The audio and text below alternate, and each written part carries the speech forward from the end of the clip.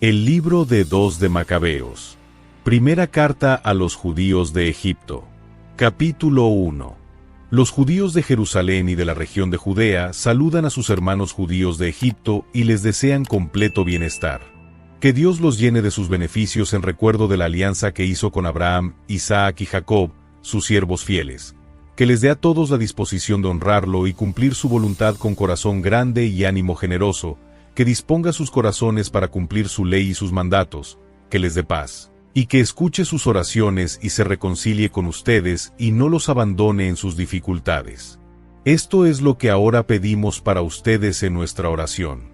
Ya en el año 169, durante el reinado de Demetrio, nosotros los judíos les escribimos a ustedes.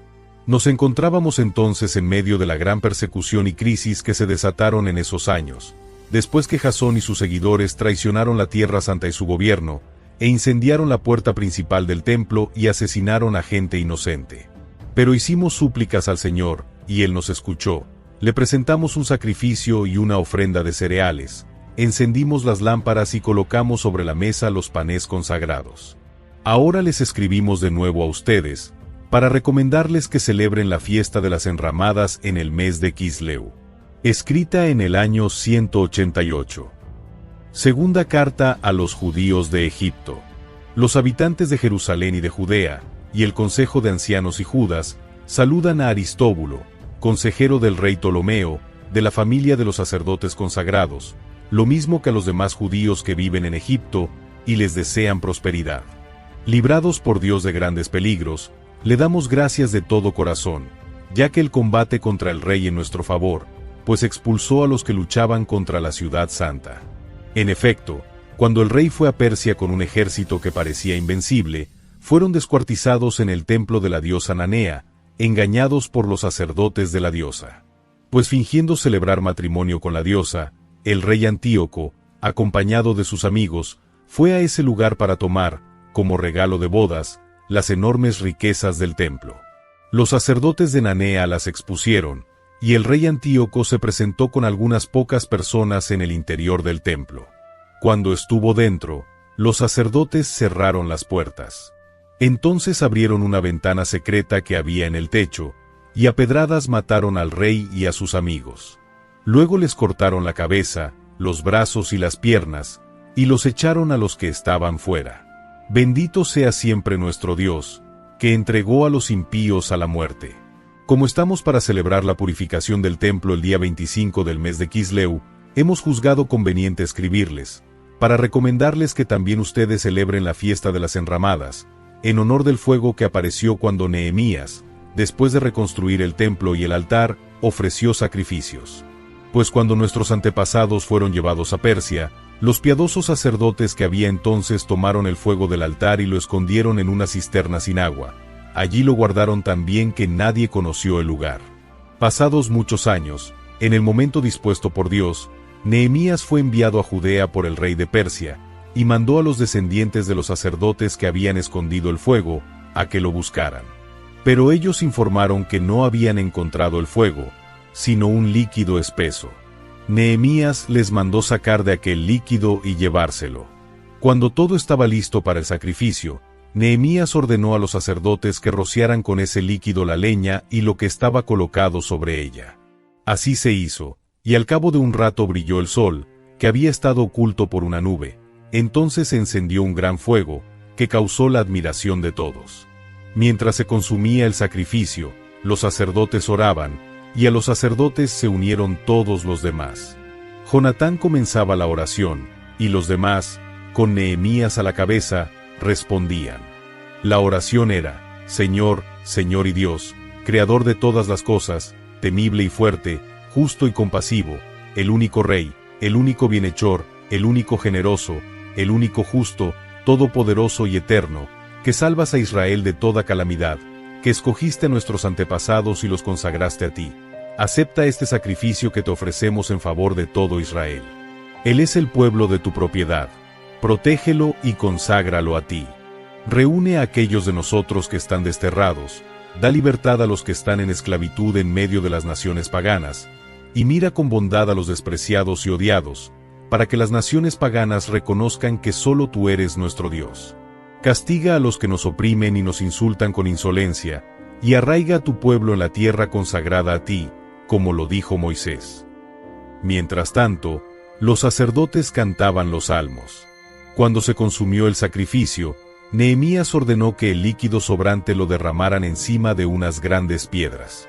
Cuando hicieron esto, se encendió una llama que fue absorbida por la luz que brillaba en el altar. El hecho se hizo público, y hasta el rey de Persia se enteró de que, en el lugar donde los sacerdotes llevados cautivos habían escondido el fuego, había aparecido un líquido que Nehemías y sus compañeros habían utilizado para quemar los animales del sacrificio. Entonces el rey, después de comprobar el hecho, mandó construir un muro alrededor de aquel lugar y lo declaró sagrado, y a los encargados de cuidar el lugar les daba ricos regalos de las ofrendas que recibía. Los compañeros de Nehemías llamaron a aquel líquido Neftar, que significa purificación, pero la mayoría de la gente lo llama nafta. Capítulo 2.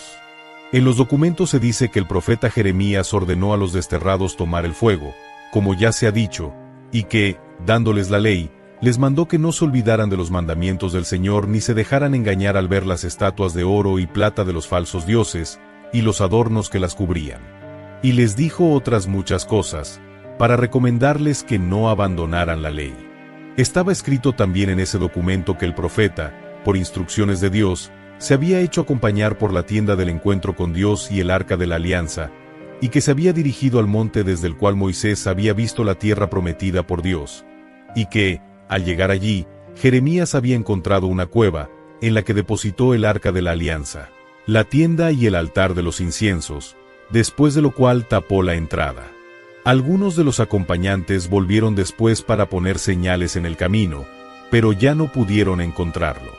Jeremías, al saber esto, los reprendió diciéndoles: ese lugar debe quedar desconocido hasta que Dios tenga compasión de su pueblo y vuelva a reunirlo. Entonces el Señor hará conocer nuevamente esos objetos, y aparecerán la gloria del Señor y la nube, como aparecieron en tiempos de Moisés y cuando Salomón pidió al Señor que el templo fuera gloriosamente consagrado. Se contaba igualmente en ese documento como Salomón, que poseía la sabiduría, ofreció el sacrificio de la consagración e inauguración del templo, y que, así como Moisés oró al Señor y del cielo bajó un fuego que consumió el sacrificio, del mismo modo Salomón oró, y bajó del cielo un fuego que consumió todos los animales ofrecidos en holocausto. Moisés había dicho: como el sacrificio ofrecido por el pecado no fue comido, ha sido consumido por el fuego. Salomón, asimismo, celebró 8 días de fiesta. Esto también se contaba en los documentos y memorias de Nehemías, y además se contaba cómo éste reunió la colección de los libros que contenían las crónicas de los reyes, los escritos de los profetas, los salmos de David y las cartas de los reyes sobre las ofrendas. De igual manera, Judas ha reunido todos los libros dispersos por causa de la guerra que nos han hecho, y ahora esos libros están en nuestras manos. Si ustedes tienen necesidad de ellos, envíen algunas personas para que se los lleven. Ya que nos estamos preparando para celebrar la purificación del templo, les escribimos para recomendarles que también ustedes celebren esta fiesta. Dios ha salvado a todo su pueblo, y ha dado a todos la herencia, el reino y el sacerdocio, y nos ha consagrado a Él, como lo había prometido por la ley. Por eso, confiamos en que también tendrá compasión de nosotros y nos reunirá en la tierra consagrada a Él, llevándonos desde todos los lugares del mundo, pues Él nos ha librado de muchas calamidades y ha purificado el templo. Jasón de Cirene escribió la historia de Judas Macabeo y sus hermanos, de la purificación del gran templo, de la consagración del altar, de las guerras contra el rey Antíoco Epífanes y su hijo Eupator, y de las manifestaciones gloriosas de Dios en favor de los valientes que lucharon varonilmente por el judaísmo, las cuales hicieron posible que éstos, aunque pocos en número, devastaran todo el país e hicieran huir a los ejércitos extranjeros. Recuperaron el templo, famoso en todo el mundo, libraron a la ciudad de Jerusalén, y restablecieron las leyes que iban a ser suprimidas, pues el Señor fue sumamente bondadoso con ellos. Pero nosotros procuraremos resumir en un solo libro lo que Jasón escribió en 5. Considerando la cantidad de números y la dificultad que, por la abundancia de materia, se presenta a los que quieren seguir minuciosamente las narraciones de la historia, Nos esforzaremos por ofrecer entretenimiento a los que leen por el solo gusto de leer, facilidad a los que quieren aprender de memoria y, en fin, utilidad a todos los que lean este libro. Para nosotros, que emprendimos la dura tarea de resumir la obra, fue una labor difícil que nos costó muchos sudores y desvelos, tanto como el trabajo de quien prepara un banquete y quiere agradar a los demás. Por nuestra parte, para ser útiles a todos, soportaremos gustosamente la fatiga. Dejaremos al historiador la discusión minuciosa de los detalles, para concretarnos a seguir las normas del resumen. De la misma manera que el arquitecto de una casa nueva se preocupa de todo el edificio, mientras que a los pintores y decoradores les toca lo referente a la ornamentación, así nos parece que debe ser nuestra tarea. Al autor original de una historia le corresponde profundizar en la materia, tratar extensamente los temas, descender a los detalles. Pero el que hace un resumen debe ser breve en la expresión y no tratar de hacer una exposición completa de los hechos. Comencemos, pues, nuestra narración, sin añadir más cosas a lo que ya hemos dicho, porque sería absurdo alargarnos en la introducción y luego acortar la historia misma. Dios protege los tesoros del templo. Capítulo 3.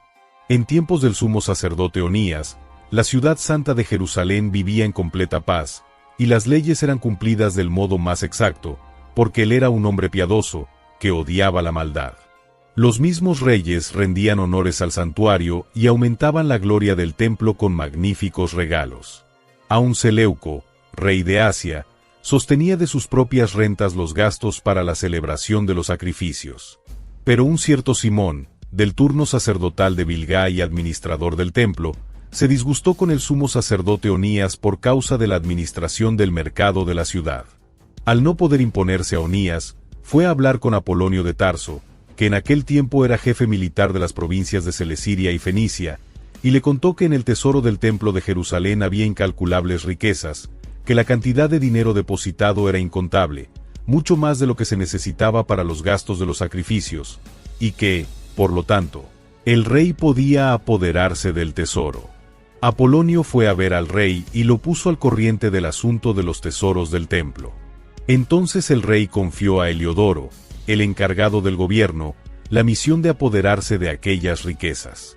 Heliodoro se puso inmediatamente en camino, con el pretexto de visitar las ciudades de Celesyria y Fenicia, pero en realidad lo hacía para llevar a efecto las intenciones del rey.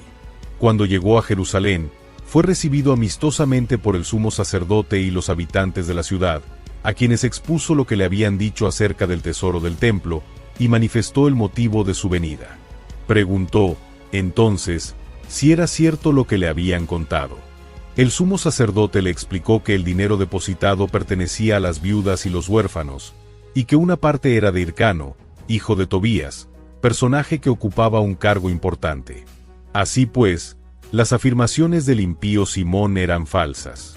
Le explicó que todo el dinero depositado sumaba la cantidad de 13.200 kilos de plata y 6.600 kilos de oro, y que de ningún modo se podía cometer una injusticia con los que habían confiado en la santidad del lugar y en el carácter sagrado e inviolable de aquel templo venerado en todo el mundo. Pero Heliodoro, en virtud de las órdenes que había recibido del rey, insistía en que el dinero debía ser entregado al tesoro real. En el día señalado por él, entró en el templo para hacer el inventario del tesoro, y en toda la ciudad hubo una gran preocupación. Los sacerdotes, con vestiduras sacerdotales, estaban arrodillados delante del altar e invocaban a Dios, autor de la ley sobre los depósitos, y le suplicaban que guardara intactos los bienes de quienes los habían dejado allí. El aspecto del sumo sacerdote impresionaba profundamente a quienes lo miraban. Su rostro y la palidez de su semblante manifestaban la angustia de su alma. El miedo y el temor que se habían apoderado de él mostraban a quienes lo miraban el dolor profundo de su corazón. La gente se precipitaba en tropel a las calles para orar en común por el templo, que estaba en peligro de ser profanado.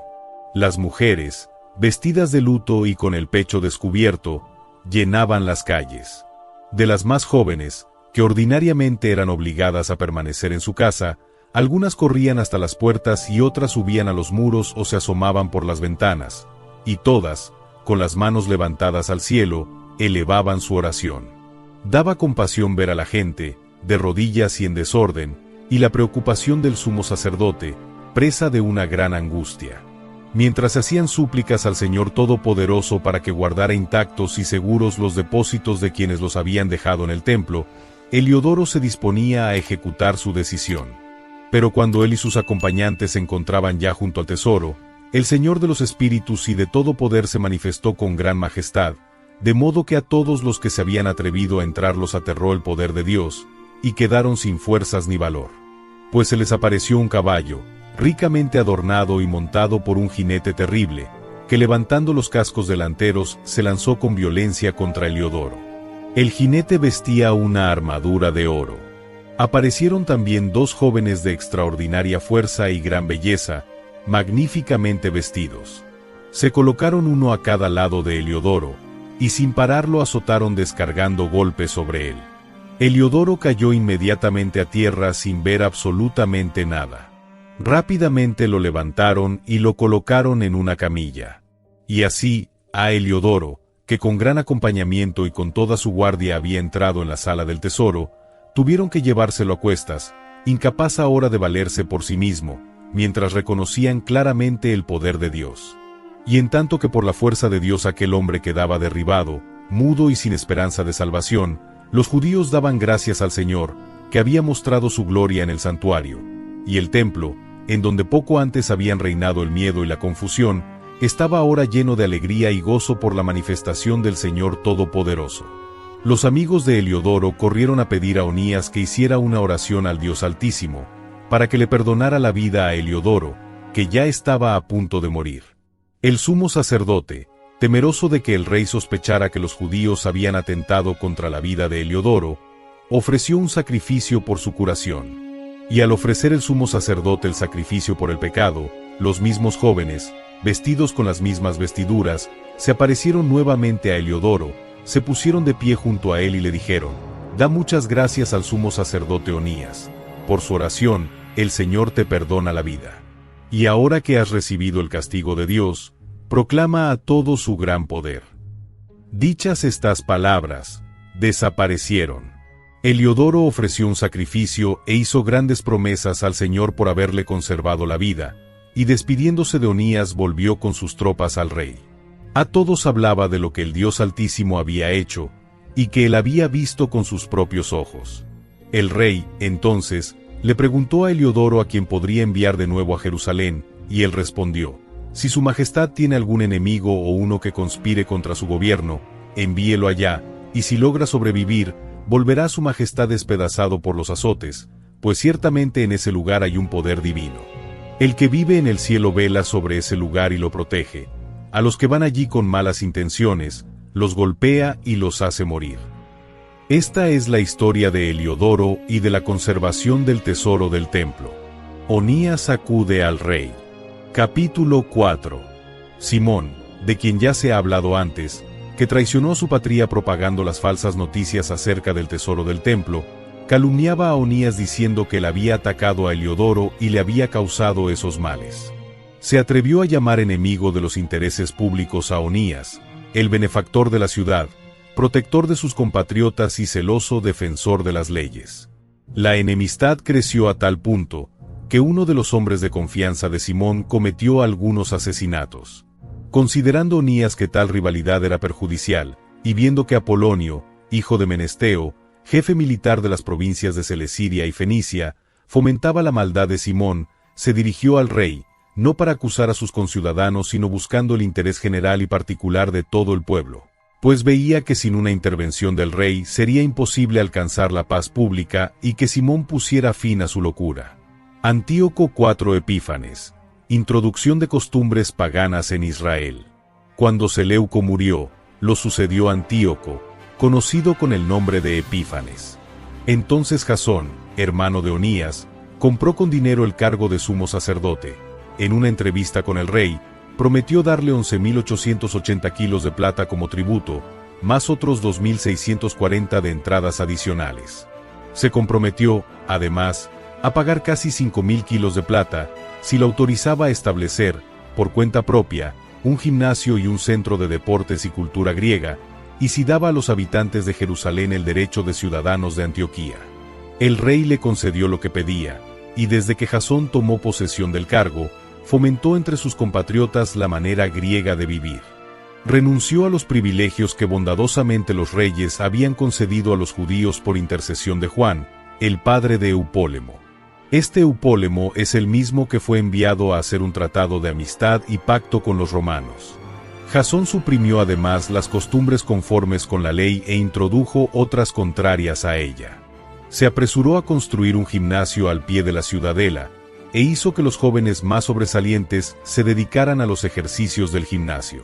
La extremada maldad del impío y falso sumo sacerdote Jasón hizo que por todas partes se propagara la manera griega de vivir, y que aumentara el deseo de imitar lo extranjero. Así, los sacerdotes dejaron de mostrar interés por el servicio del altar, y ellos mismos, despreciando el templo y descuidando los sacrificios, en cuanto sonaba la señal se apresuraban a ayudar a los luchadores a entrenarse en los ejercicios prohibidos por la ley. Despreciaban por completo los honores de la propia patria, y estimaban en sumo grado las glorias de los griegos. Pero precisamente por eso se vieron en una situación difícil. Aquellos mismos a quienes se propusieron seguir y copiar en todo, fueron después sus enemigos y verdugos.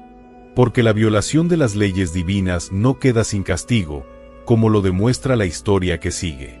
Al celebrarse en Tiro, en presencia del rey, los juegos que tenían lugar cada 4 años, el malvado Jasón envió, como representantes de Jerusalén, a algunos en calidad de ciudadanos de Antioquía, para presenciar los juegos, y les dio 300 monedas de plata para el sacrificio al dios Hércules. Pero ellos mismos pensaron que no convenía emplear ese dinero en el sacrificio, sino más bien en otros gastos. Y así, el dinero destinado por Jasón para el sacrificio en honor de Hércules, fue dedicado, por quienes lo llevaban, a equipar barcos de remos.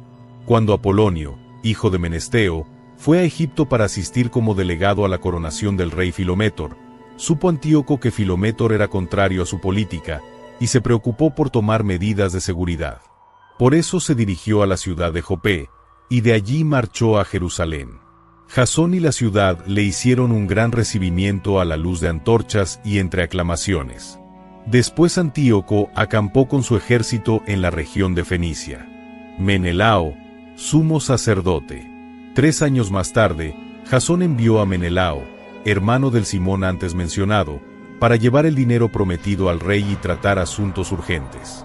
Pero Menelao, al presentarse ante el rey, se ganó su favor haciéndose pasar por un personaje importante y ofreciéndole 9.900 kilos de plata más que Jasón, logró que le diera a él el cargo de sumo sacerdote.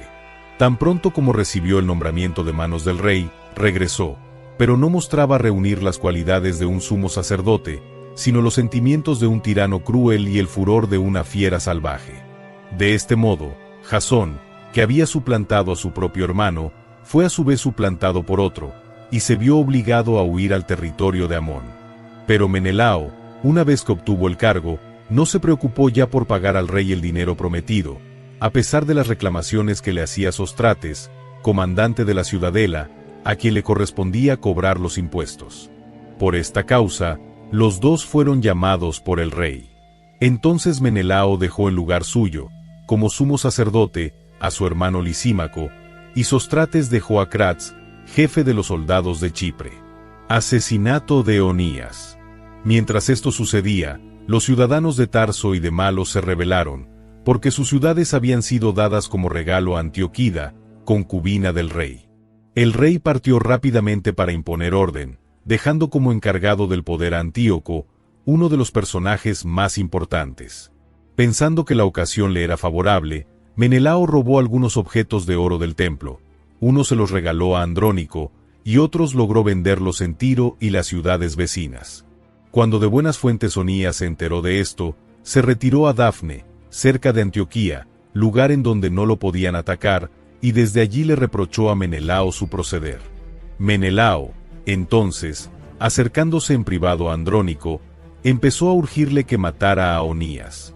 Andrónico fue al lugar donde estaba Onías, y dándole la mano le juró falsamente que no le haría nada. Onías se resistía a creerle, pero al fin se dejó convencer y salió del lugar de refugio. Inmediatamente Andrónico lo mató, sin ningún miramiento por la justicia. Por esta causa, no solo los judíos, sino también muchos de otras naciones, se indignaron y enojaron por la injusta muerte de aquel hombre. Y cuando el rey regresó de Cilicia, los judíos de la ciudad fueron a hablar con él acerca del asesinato de Onías. Los griegos reprobaban, lo mismo que ellos, ese crimen.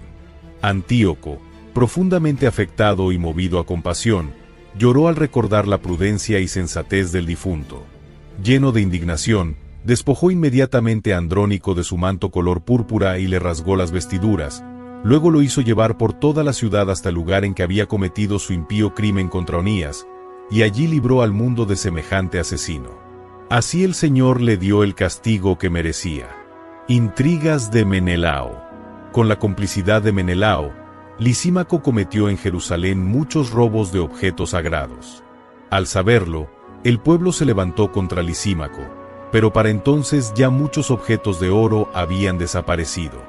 Viendo que la gente, enfurecida, empezaba a rebelarse, armó Lisímaco cerca de 3000 hombres y dio comienzo a una injusta represión, dirigida por un tal Auranos, hombre tan entrado en años como descentrado en juicio.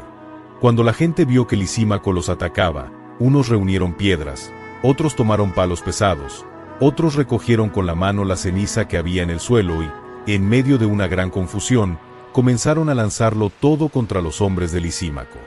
De esta forma, a muchos de ellos los hirieron y a otros los mataron, y a todos los demás los pusieron en fuga, y al profanador Lisímaco lo mataron junto al tesoro del templo. Por estos acontecimientos se siguió un juicio en contra de Menelao. Cuando el rey fue a Tiro, 3 hombres enviados por el consejo de ancianos de los judíos acusaron a Menelao ante el rey. Menelao, viéndose ya perdido, ofreció mucho dinero a Ptolomeo, hijo de Dorimeno, para que convenciera al rey en su favor. Así pues, Ptolomeo, llevando al rey a una galería con el pretexto de refrescarse, lo hizo cambiar de opinión. De esta manera, el rey absolvió de las acusaciones a Menelao, autor de todos estos males, y condenó a muerte a los pobres acusadores, a quienes aún los salvajes hubieran declarado inocentes. Ellos, que habían querido defender la ciudad, y a sus habitantes y los objetos de culto, sufrieron sin más el injusto castigo. Por esta razón, algunos habitantes de Tiro, disgustados por tanta maldad, costearon con generosidad los gastos de sus funerales. Menelao, gracias a la codicia de los poderosos, permaneció en su cargo, y fue de mal en peor, llegando a ser el mayor enemigo de sus conciudadanos. Muerte de Jasón. Capítulo 5. Por aquel tiempo, Antíoco se preparaba para su segunda expedición contra Egipto. Entonces, durante casi 40 días, aparecieron en toda la ciudad jinetes con armadura de oro, armados y organizados en escuadrones, que corrían por el aire con las espadas desenvainadas, compañías de caballería en orden de batalla, con ataques y asaltos de una y de otra parte, con agitar de escudos y con lanzas innumerables, tiros de flechas, relampaguear de armaduras de oro y corazas de todo tipo. Todos pedían a Dios que estas visiones anunciaran algo bueno.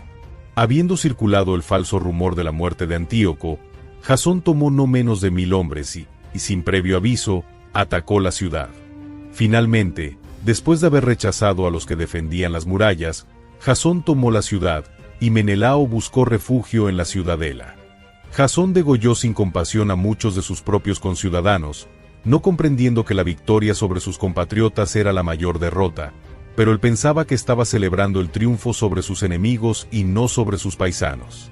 Sin embargo, no logró conquistar el poder, sino que el único resultado de su traición fue la humillación, y huyó de nuevo hacia el territorio de Amón. Su conducta perversa tuvo un triste final. Después de caer prisionero en manos de Aretas, jefe de los árabes, huyó de ciudad en ciudad, perseguido por todos, odiado como traidor a las leyes, aborrecido como verdugo de su patria y de sus compatriotas, fue a parar a Egipto. Y él, que había desterrado de su patria a muchos, murió en tierra extranjera, después de haberse embarcado para la Lacedemonia con la esperanza de encontrar allí un lugar de refugio, gracias al parentesco de los lacedemonios con los judíos. Y a él, que había dejado a tantos sin sepultura, nadie lo lloró, no se le hicieron funerales, ni encontró un lugar en la tumba de sus antepasados. Profanación del templo. Cuando el rey supo estas cosas, llegó a la conclusión de que Judea quería rebelarse. Entonces, enfurecido como una fiera, se puso en marcha desde Egipto, tomó con su ejército a Jerusalén, y ordenó a sus soldados golpear sin compasión a los que encontraran y degollar a los que buscaran refugio en las casas. Fue una matanza de jóvenes y ancianos, una carnicería de mujeres y niños, y un degüello de muchachas y niños de pecho. En solo 3 días, el total de víctimas fue de 80,000, 40,000 murieron asesinados, y otros tantos fueron vendidos como esclavos.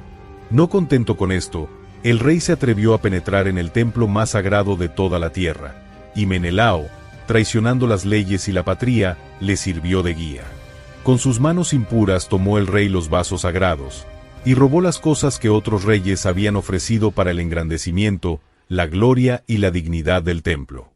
Antíoco estaba lleno de orgullo y no entendía que, a causa de los pecados de los habitantes de Jerusalén, el Señor se había enojado por poco tiempo y parecía haberse olvidado del santuario.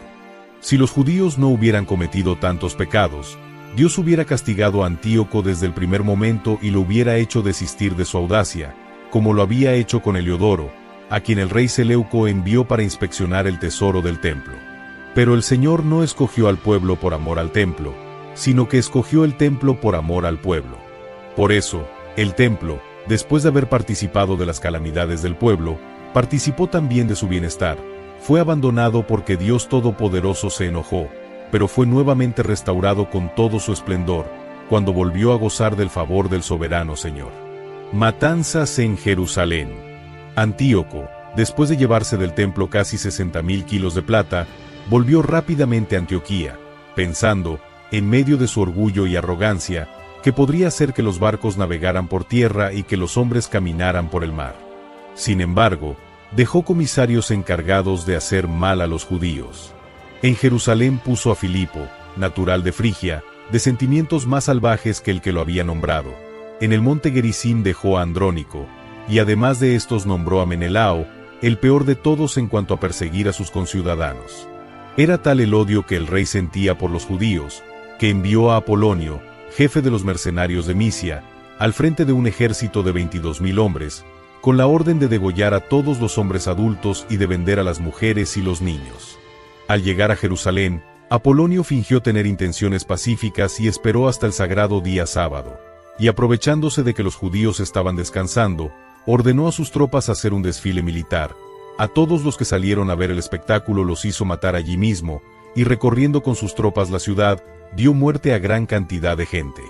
Pero Judas Macabeo se reunió con unos 10 hombres más y se retiró al desierto. En aquellas montañas vivió con sus compañeros como los animales salvajes, y para mantenerse ritualmente puros comían solo hierbas. Persecución religiosa y cultos paganos. Capítulo 6.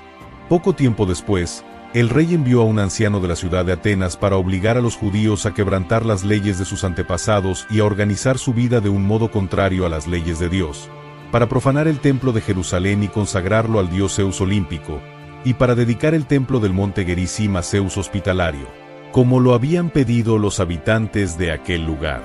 Aún para la masa del pueblo era penoso y difícil soportar tantos males. El templo era escenario de actos desenfrenados y de fiestas profanas, organizadas por paganos que se divertían con mujeres de mala vida y tenían relaciones con prostitutas en los atrios sagrados. Además, llevaban al templo objetos que estaba prohibido introducir en él, y el altar se veía lleno de animales que la ley prohibía ofrecer. No se podía observar el sábado, ni celebrar las fiestas tradicionales, ni siquiera declararse judío. A la fuerza se veía la gente obligada a comer de los animales que cada mes se ofrecían en sacrificio para celebrar el día del nacimiento del rey. Cuando llegaba la fiesta del dios Bacó, se obligaba a la gente a tomar parte en la procesión, con la cabeza coronada de ramas de hiedra. Por instigación de los habitantes de la ciudad de Tolemaida, se expidió un decreto para que en las ciudades griegas vecinas se observara la misma conducta contra los judíos y se les obligara a tomar parte en la comida de los animales ofrecidos en sacrificio. Los que no aceptaran las costumbres griegas serían degollados. Todo esto hacía prever la calamidad que se aproximaba.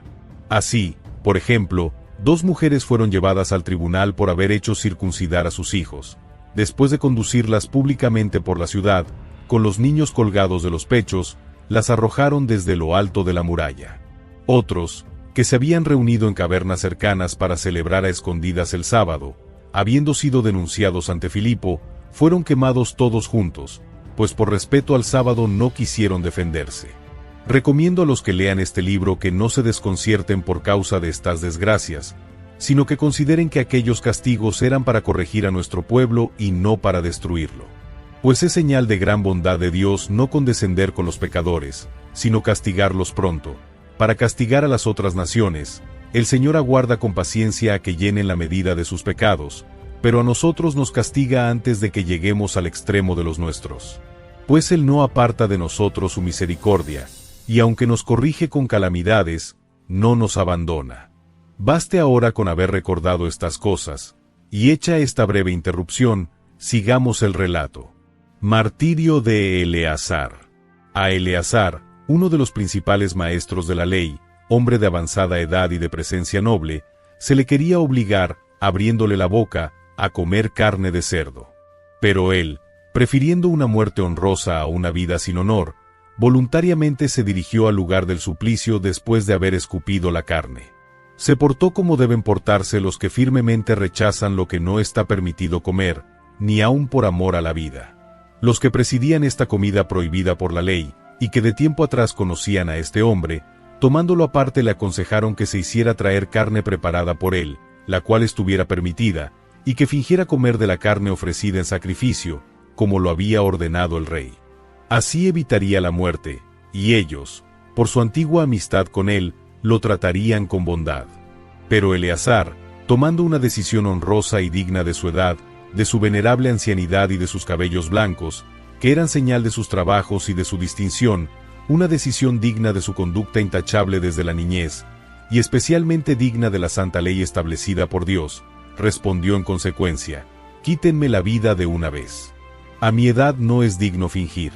No quiero que muchos de los jóvenes vayan a creer que yo, Eleazar, a los 90 años, abracé una religión extranjera, y que, a causa de mi hipocresía y por una corta y breve vida, ellos caigan por mi culpa en el error.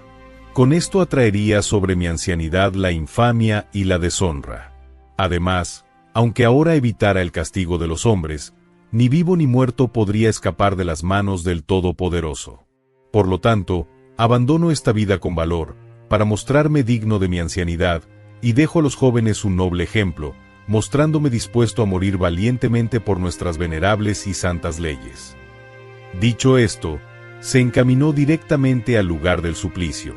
Los que lo conducían, al escuchar sus palabras, que ellos tenían por propias de un loco, cambiaron su anterior afabilidad en dureza.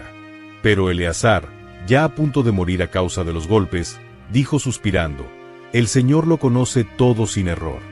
Él sabe que, aunque pude escapar de la muerte, sufro mi cuerpo terribles dolores a causa de los azotes, pero sabe también que en mi interior sufro con alegría por la reverencia que le tengo. Well, the holidays have come and gone once again, but if you've forgotten to get that special someone in your life a gift, well, Mint Mobile is extending their holiday offer of half off unlimited wireless. So here's the idea. You get it now, you call it an early present for next year. What do you have to lose? Give it a try at mintmobile.com/switch. Limited time 50% off regular price for new customers. Upfront payment required. $45 for 3 months, $90 for 6 months, or $180 for 12-month plan. Taxes and fees extra. Speeds may slow after 50 gigabytes per month when network is busy. See terms. Y de esta manera murió, dejando con su muerte, no solo a los jóvenes sino a la nación entera, un ejemplo de valentía y un recuerdo de virtud. Martirio de 7 hermanos y su madre. Capítulo 7. Sucedió también que 7 hermanos con su madre fueron detenidos. El rey quería obligarlos, azotándolos con látigos y nervios de buey, a comer carne de cerdo, prohibida por la ley. Uno de ellos, en nombre de todos, habló así: ¿qué quiere saber al interrogarnos?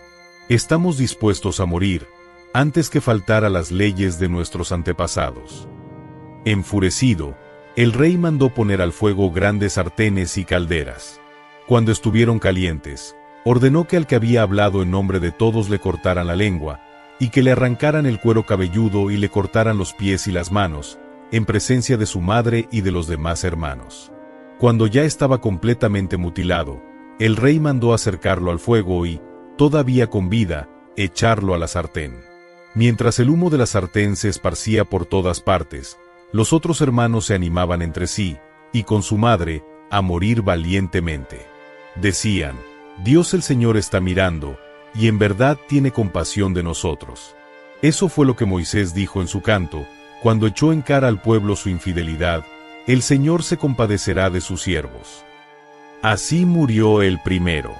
Entonces llevaron al segundo al suplicio, y después de arrancarle el cuero cabelludo, le preguntaron: ¿Quieres comer, para que no te corten el cuerpo en pedazos? Él, respondiendo en su lengua materna, dijo: No. Así que fue sometido igualmente al tormento. Pero él, exhalando el último suspiro, dijo: Tú, criminal, nos quitas la vida presente. Pero el Rey del mundo nos resucitará a una vida eterna a nosotros que morimos por sus leyes. Enseguida torturaron al tercero. Cuando se lo pidieron, sacó inmediatamente la lengua, extendió sin miedo las manos, y dijo valientemente: De Dios recibí estos miembros, pero por sus leyes los desprecio, y de él espero recobrarlos. Hasta el rey y los que estaban con él quedaron impresionados con el ánimo del joven, que de tal modo despreciaba los tormentos. Muerto también el cuarto fue sometido a la tortura. Y cuando estaba para morir, dijo: Acepto morir a manos de los hombres, esperando las promesas hechas por Dios de que Él nos resucitará. Para ti, en cambio, no habrá resurrección a la vida. Enseguida trajeron al quinto y lo torturaron. Él, mirando al rey, dijo: Aunque eres mortal, tienes poder sobre los hombres y haces lo que quieres. Pero no pienses que Dios ha abandonado a nuestro pueblo. Aguarda un poco y verás cómo Él, con su gran poder, te atormentará a ti y a tus descendientes. Después trajeron al sexto, quien, estando para morir, dijo: No te hagas ilusiones. Por nuestra culpa sufrimos esto, porque hemos pecado contra nuestro Dios. Por eso nos han sucedido cosas terribles. Pero tú, que te has atrevido a luchar contra Dios, no pienses que quedarás sin castigo. Pero mucho más admirable aún y digna de glorioso recuerdo fue la madre, quien, viendo morir a sus 7 hijos en un solo día, lo sobrellevó todo con fortaleza de alma, sostenida por la esperanza en el Señor. Animaba a cada uno hablándole en su idioma materno y llena de nobles sentimientos, y uniendo un ardor varonil a sus reflexiones maternales, les decía: No sé cómo aparecieron ustedes en mis entrañas. No fui yo quien les dio la vida y el aliento, ni quien organizó su cuerpo. Es el Creador del mundo, que hizo todas las cosas, quien forma al hombre desde el primer momento. Él, en su misericordia, les devolverá la vida y el aliento, pues ustedes, por las leyes de Dios, no piensan en ustedes mismos. Antíoco creyó que ella se burlaba de él y sospechó que lo estaba insultando. Como el más joven estaba aún con vida, el rey no solo trataba de convencerlo, sino que con juramento se comprometió a hacerlo rico y dichoso, y a contarlo entre sus amigos y confiarle altos cargos, si se apartaba de las leyes de sus antepasados. Pero el joven no hizo caso. Entonces el rey mandó a la madre que aconsejara al joven que salvara su vida. Tanto le insistieron, que ella al fin consintió en hablar a su hijo. Se inclinó hacia él y, burlándose del cruel tirano, dijo al hijo en su lengua materna: Hijo, ten piedad de mí, que te llevé 9 meses en mi seno, que te di el pecho durante 3 años, y que te he criado y educado hasta la edad que ahora tienes. Te ruego, hijo, que mires al cielo y a la tierra, que veas todo lo que hay en ellos y entiendas que de la nada Dios lo hizo todo, y que de la misma manera creó el género humano. No temas a este verdugo, muéstrate digno de tus hermanos y acepta la muerte, para que por la misericordia de Dios yo te recobre junto con ellos. Todavía estaba ella hablando, cuando el joven dijo: ¿Qué esperan ustedes? No obedezco las órdenes del rey, obedezco los mandamientos de la ley que Dios dio a nuestros antepasados por medio de Moisés. Y tú, rey, autor de todos los males que afligen a los judíos, no escaparás de las manos de Dios. Nosotros sufrimos por nuestros propios pecados. Si para castigarnos y corregirnos el Señor de la vida se ha enojado momentáneamente con nosotros, nuevamente habrá de reconciliarse con sus siervos.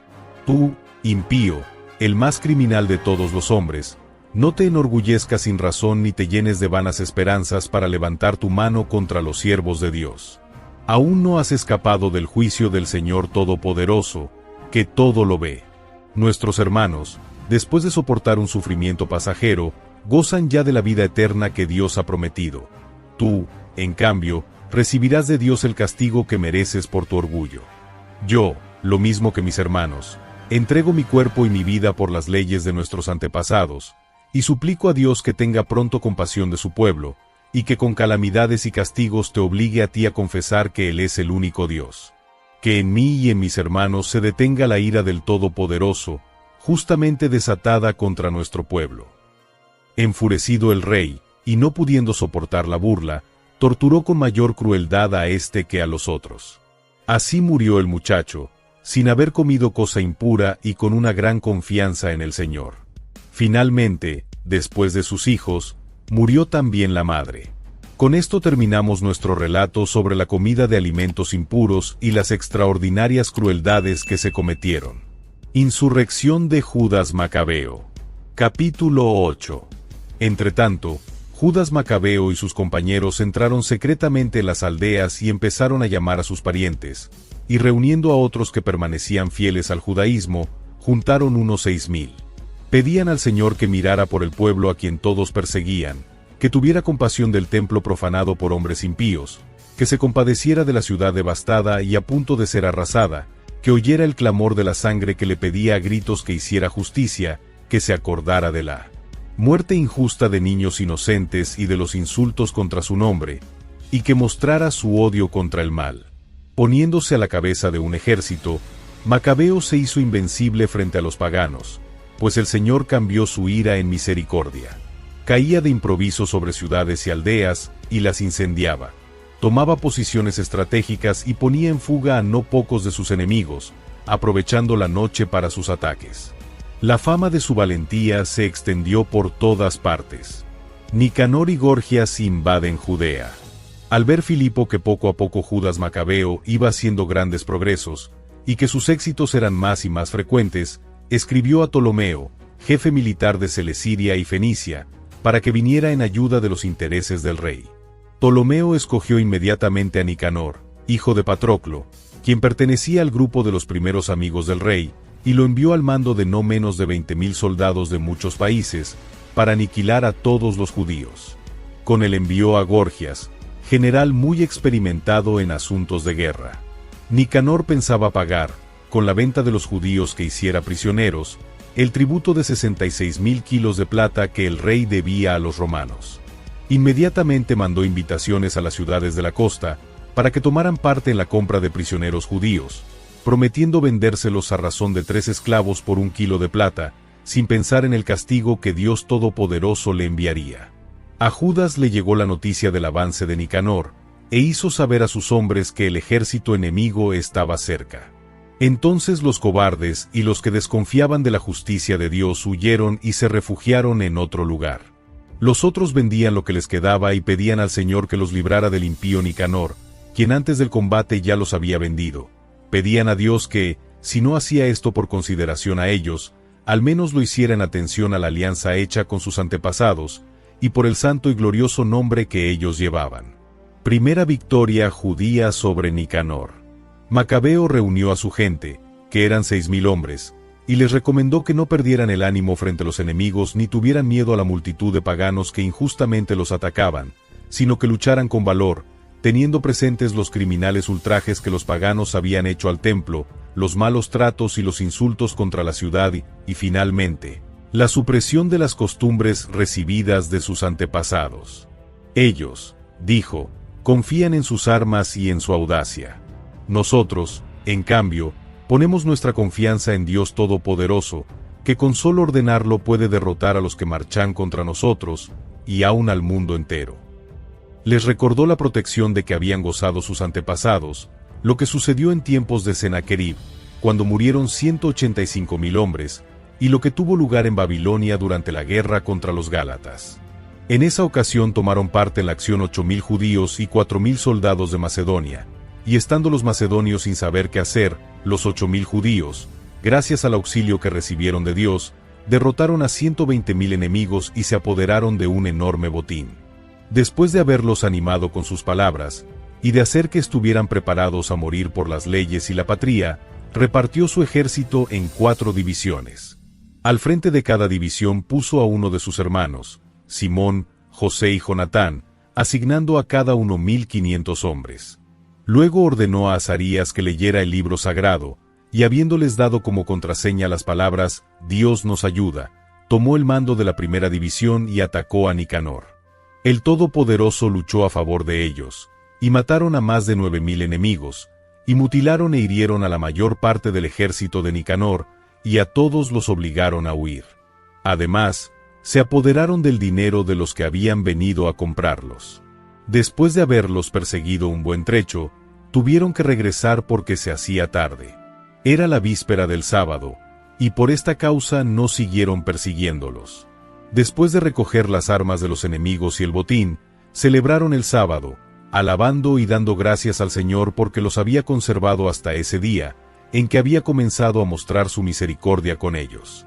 Pasado el sábado, repartieron el botín, una parte entre las víctimas de la persecución, las viudas y los huérfanos, y el resto entre ellos y sus hijos. Hecho esto, todos juntos hicieron oraciones al Señor misericordioso, para pedirle que se reconciliara del todo con sus siervos. Victoria sobre Timoteo y Báquides. En su lucha con los soldados de Timoteo y Báquides, mataron a más de 20.000 hombres y se apoderaron firmemente de fortalezas elevadas. Luego repartieron el botín en 2 partes iguales, una para ellos mismos y otra para las víctimas de la persecución, los huérfanos, las viudas y los ancianos. Recogieron cuidadosamente las armas de los enemigos y las guardaron en lugares estratégicos, y el resto lo llevaron a Jerusalén. Mataron al comandante de las tropas de Timoteo, uno de los hombres más impíos, que había hecho sufrir mucho a los judíos. Mientras celebraban la victoria en Jerusalén, quemaron a los que habían incendiado las puertas del templo, y también a Calístenes, que estaba refugiado en una choza. Así recibió el castigo que merecía por su profanación. Huida y confesión de Nicanor. Nicanor, aquel desalmado que había traído 1.000 negociantes para la venta de los judíos, humillado con la ayuda del Señor por los que él más despreciaba, despojado de su elegante ropa, fugitivo y solitario, huyendo a través de los campos, logró llegar a Antioquía, siendo más afortunado que su ejército, que había sido aniquilado. Y él, que había prometido a los romanos pagarles el tributo con el precio de la venta de los prisioneros de Jerusalén, proclamó que los judíos tenían un defensor, y que eran invencibles porque seguían las leyes que Dios, su defensor, les había dado. Muerte de Antíoco Epífanes. Capítulo 9. Por aquel tiempo, Antíoco tuvo que retirarse de Persia en desorden. Había entrado en la ciudad llamada Persépólis, e intentado robar los objetos de culto del templo y apoderarse de la ciudad. Pero la gente se había levantado en armas, y Antíoco, derrotado por los habitantes del país, tuvo que emprender una retirada humillante. Cuando estaba en la ciudad de Ecbatana, se enteró de lo que había sucedido a Nicanor y a los soldados de Timoteo. Fuera de sí por la rabia, decidió hacer pagar a los judíos la humillación que le habían causado los persas al ponerlo en fuga. Por este motivo ordenó al conductor del carro que avanzara sin descanso hasta terminar el viaje. Pero el juicio de Dios lo seguía. En su arrogancia, Antíoco había dicho: cuando llegue a Jerusalén, convertiré la ciudad en cementerio de los judíos. Pero el Señor Dios de Israel, que todo lo ve, lo castigó con un mal incurable e invisible. Apenas había dicho estas palabras, le vino un dolor de vientre que con nada se le pasaba, y un fuerte cólico le atacó los intestinos. Esto fue un justo castigo para quien, con tantas y tan refinadas torturas, había atormentado en el vientre a los demás. A pesar de todo, Antíoco no abandonó en absoluto su arrogancia. Lleno de orgullo y respirando llamas de odio contra los judíos, ordenó acelerar el viaje. Pero cayó del carro, que corría estrepitosamente, y en su aparatosa caída se le dislocaron todos los miembros del cuerpo. Así, el que hasta hacía poco, en su arrogancia sobrehumana, se imaginaba poder dar órdenes a las olas del mar y, como Dios, pesar las más altas montañas, cayó derribado al suelo y tuvo que ser llevado en una camilla, haciendo ver claramente a todos el poder de Dios. Los ojos del impío hervían de gusanos, y aún con vida, en medio de horribles dolores, la carne se le caía a pedazos. El cuerpo empezó a pudrírsele, y era tal su mal olor, que el ejército no podía soportarlo. Tan inaguantable era la hediondez, que nadie podía transportar al que poco antes pensaba poder alcanzar los astros del cielo.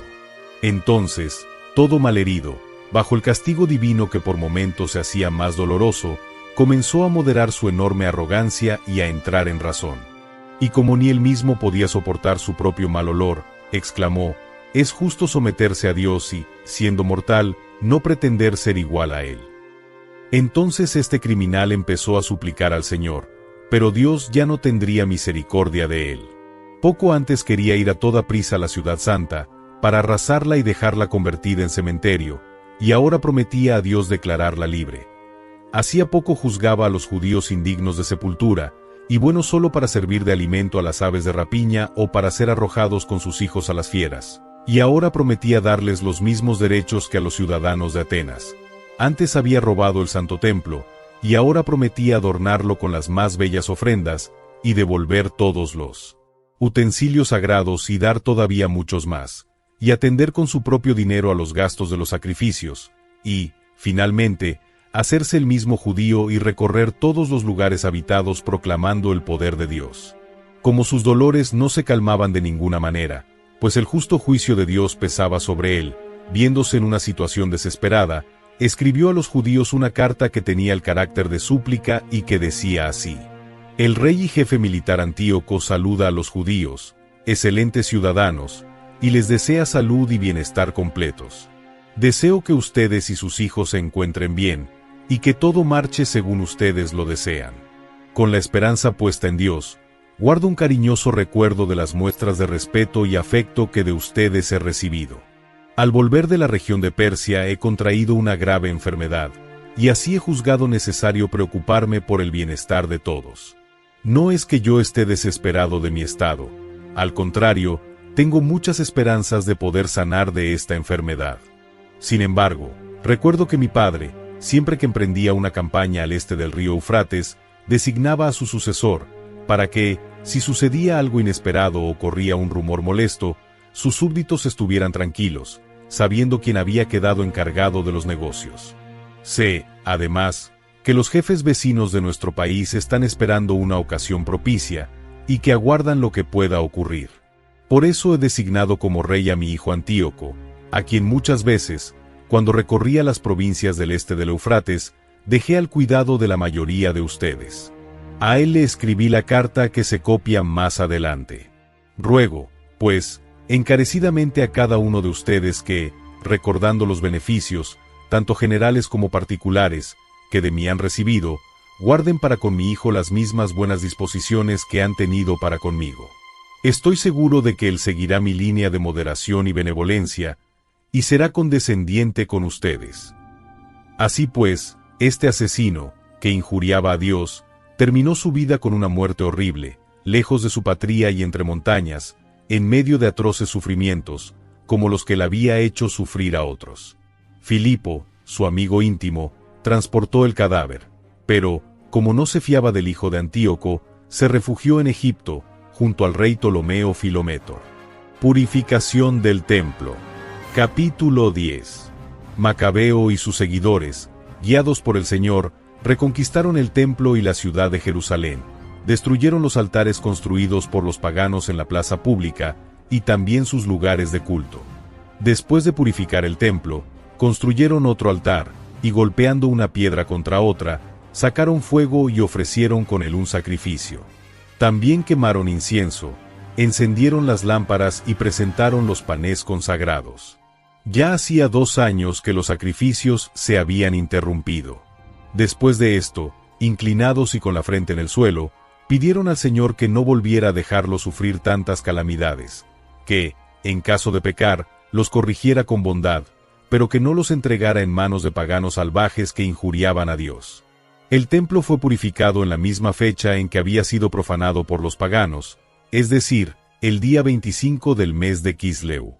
Y celebraron con alegría 8 días de fiesta, a la manera de la fiesta de las enramadas, recordando que poco tiempo antes la habían celebrado en las montañas y en las cuevas, donde vivían como animales salvajes.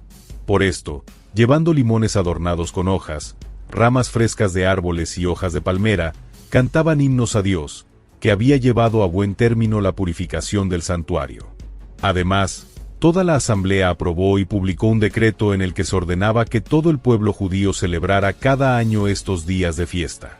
Nuevas hazañas de Judas. Después de haber contado lo referente a la muerte de Antíoco, el llamado Epífanes, narraremos ahora lo que sucedió en tiempos de Antíoco Eupator, hijo del impío Antíoco Epífanes, resumiendo el recuento de los males que trajo la guerra. Al heredar Eupator el reino, puso al frente del gobierno a un tal Lisias, jefe militar y gobernador de Celesiria y Fenicia.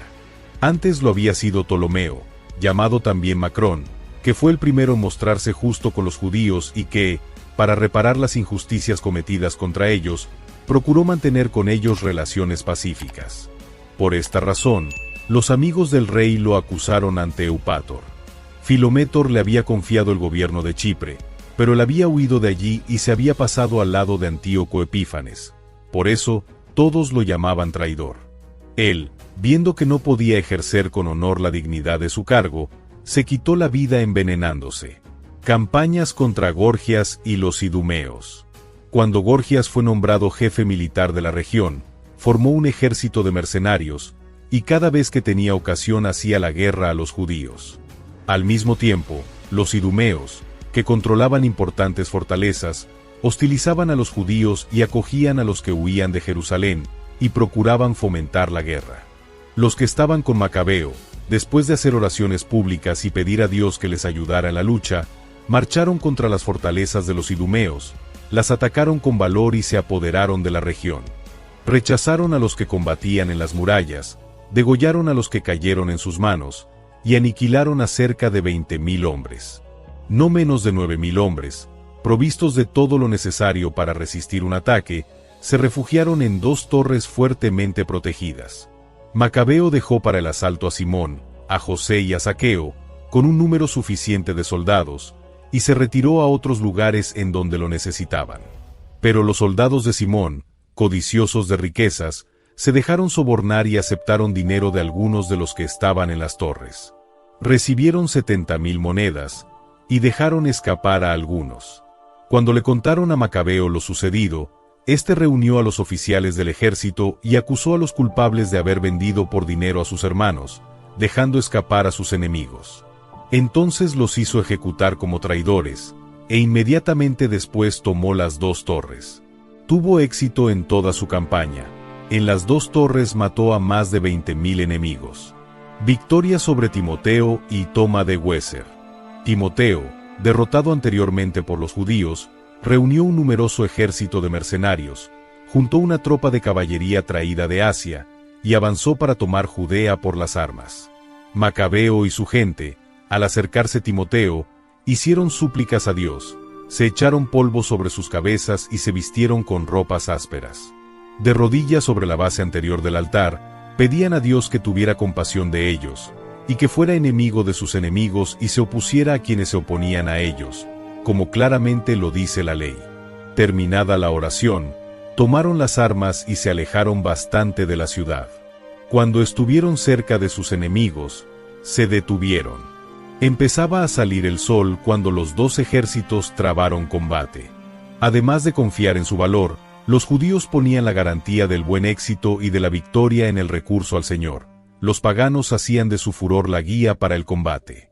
En lo más recio de la batalla, los enemigos vieron en el cielo a 5 hombres majestuosos, montados en caballos con frenos de oro, que, poniéndose a la cabeza de los judíos, se colocaron alrededor de Macabeo, y lo protegían con sus armas y lo defendían para que nadie lo hiriera. También lanzaban flechas y rayos sobre los enemigos, que, ciegos y aturdidos, se dispersaron en gran desorden. 20.500 soldados de infantería y 600 de caballería fueron degollados. Timoteo huyó a Weser, fortaleza muy protegida, que estaba bajo el mando de Quereas. Macabeo y su gente la atacaron con ánimo durante 4 días. Los de dentro, confiados en la seguridad del lugar, decían palabras ofensivas e injuriosas contra Dios. Pero al amanecer del quinto día, 20 jóvenes del ejército de Macabeo, enardecidos por aquellas injurias contra Dios, se lanzaron varonilmente contra las murallas y mataron con furia salvaje a cuantos encontraron. Otros, igualmente, aprovechando esta distracción, escalaron el lado contrario, atacaron a los de dentro, pusieron fuego a las torres y las puertas, encendieron hogueras y quemaron vivos a los que habían injuriado a Dios. Otros rompieron las puertas para que entrara el resto del ejército, y tomaron la ciudad. A Timoteo, que se había escondido en una cisterna, lo degollaron, lo mismo que a su hermano Quereas y a Apolófanes. Realizada esta hazaña, alabaron con himnos y oraciones al Señor, que había realizado maravillas a favor de Israel y les había dado la victoria. Primera campaña de Lisias. Capítulo 11. Muy poco tiempo después, Lisias, tutor y pariente del rey y encargado del gobierno, muy preocupado por los últimos acontecimientos, reunió cerca de 80,000 hombres de infantería y toda su caballería, y avanzó contra los judíos. Su intención era convertir a Jerusalén en ciudad de residencia de los griegos, hacer que el templo pagara impuestos como los templos de las demás naciones, y vender cada año la dignidad de sumo sacerdote. Pero no contaba con el poder de Dios, sino que confiaba en sus millares de soldados de infantería y caballería y en sus 80 elefantes. Penetrando en Judea, se acercó a Bet-Sur, fortaleza que distaba unos 25 kilómetros de Jerusalén, y la atacó. Cuando Macabeo y sus soldados supieron que Lisias estaba atacando la fortaleza, se reunieron con todo el pueblo, y con gemidos y lágrimas pidieron al Señor que enviara un ángel bueno para salvar a Israel.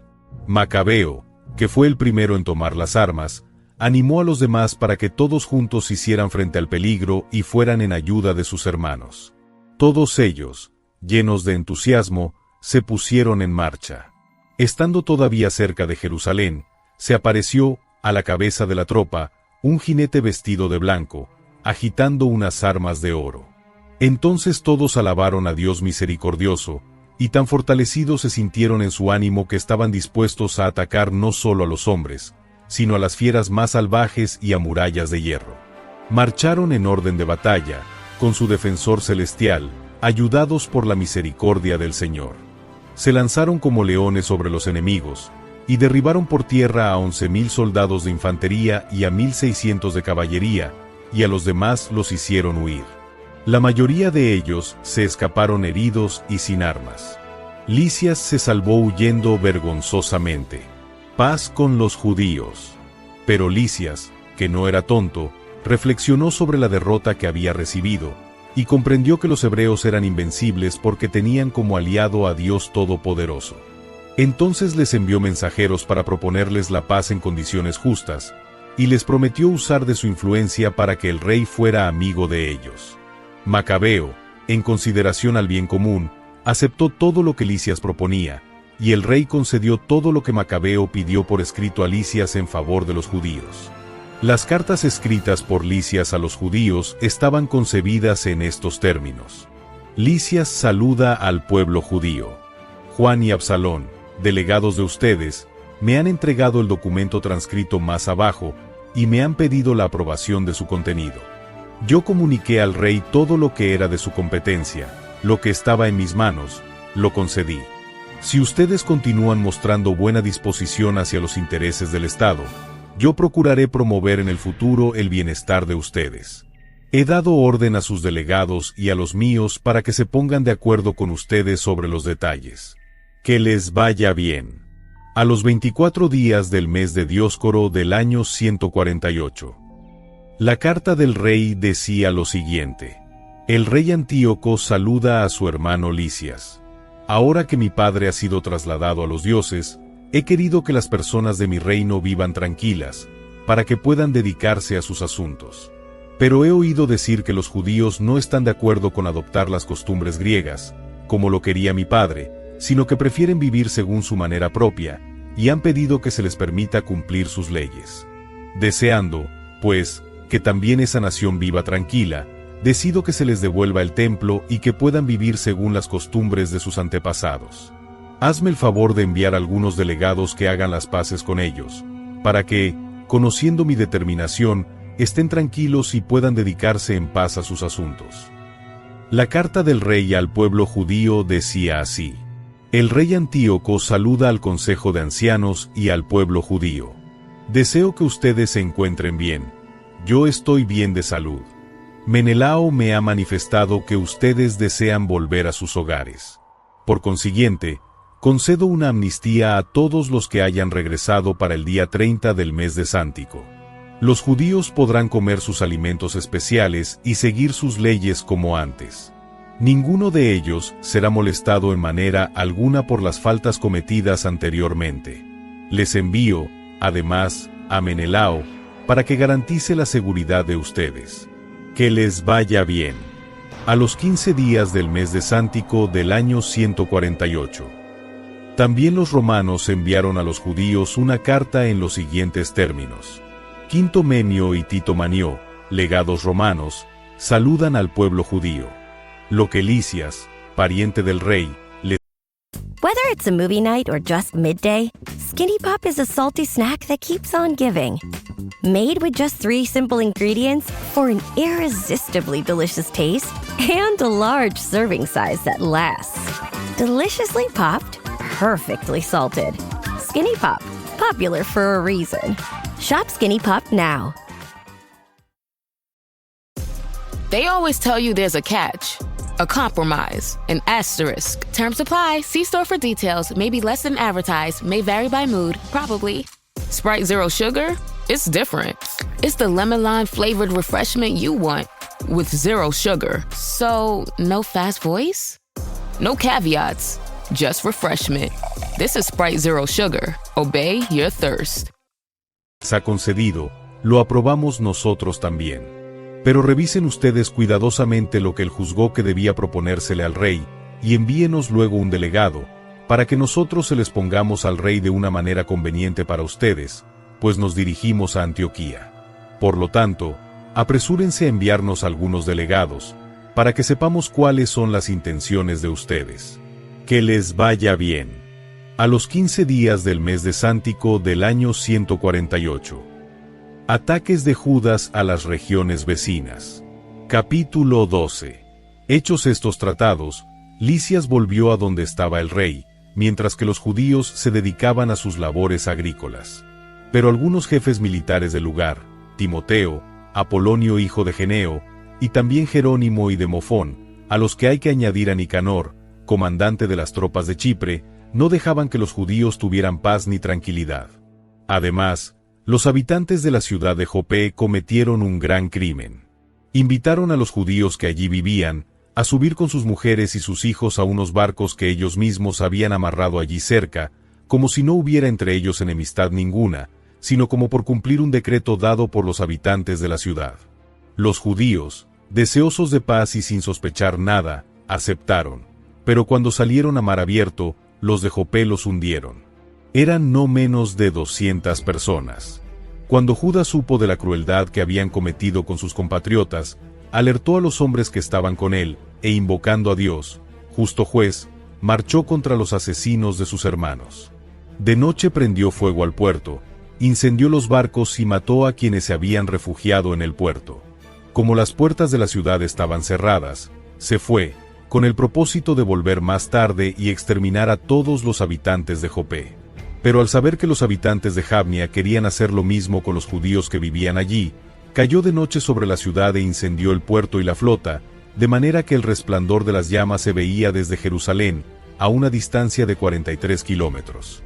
Campañas en Galaad. Judas y sus soldados se habían alejado de allí algo más de 1,5 kilómetros en una expedición contra Timoteo, cuando cayeron sobre ellos por lo menos 5,000 árabes de a pie y 500 de a caballo. Se trabó un violento combate, pero los soldados de Judas, con la ayuda del Señor, consiguieron la victoria. Los árabes, vencidos, pidieron a Judas hacer las paces, y prometieron suministrar ganado a los judíos y prestarles ayuda de allí en adelante. Judas, comprendiendo que en realidad los árabes podían serles útiles en muchas cosas, aceptó hacer las paces con ellos. Después de este convenio, los árabes se retiraron a sus tiendas.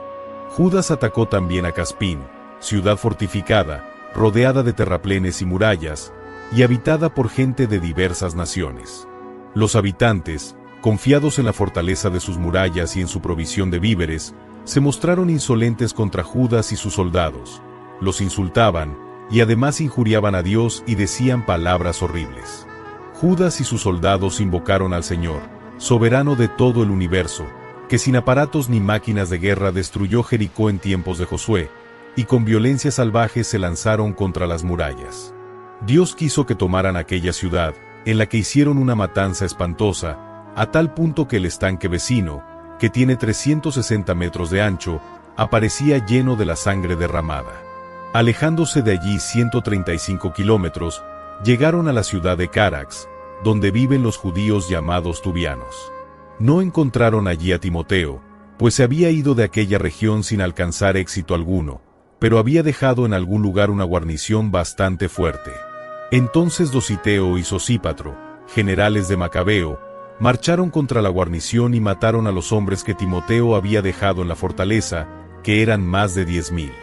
Macabeo, por su parte, distribuyó su ejército en compañías, les nombró jefes y atacó a Timoteo, que tenía 120,000 soldados de infantería y 2,500 de caballería. Informado Timoteo del avance de Judas, envió primeramente las mujeres y los niños y todo el equipaje hacia un lugar llamado Carnaim, sitio muy seguro y de difícil acceso, pues todos los pasos eran muy estrechos. Apenas apareció la primera compañía de Judas, el miedo y el terror se apoderaron de los enemigos, porque Dios, que todo lo ve, se les manifestó. Se dieron a la fuga en todas direcciones, de tal manera que con frecuencia se herían unos a otros y se atravesaban con sus propias espadas. Judas los persiguió con la mayor energía, y pasó acuchilló y aniquiló a 30,000 de aquellos criminales. El mismo Timoteo cayó en manos de los soldados de Dositeo y Sosípatro, pero con mucha astucia les pidió que lo dejaran libre, pues tenía como rehenes a los padres y hermanos de muchos de ellos, a los cuales no se les tendría ninguna consideración. Por fin, tras largos discursos en que les prometió que devolvería sanos y salvos a aquellos judíos, Timoteo los convenció, y ellos lo dejaron en libertad a fin de salvar la vida de sus parientes. Judas se dirigió luego a Carnaim y al templo de la diosa Atargatis, y degolló a 25,000 hombres.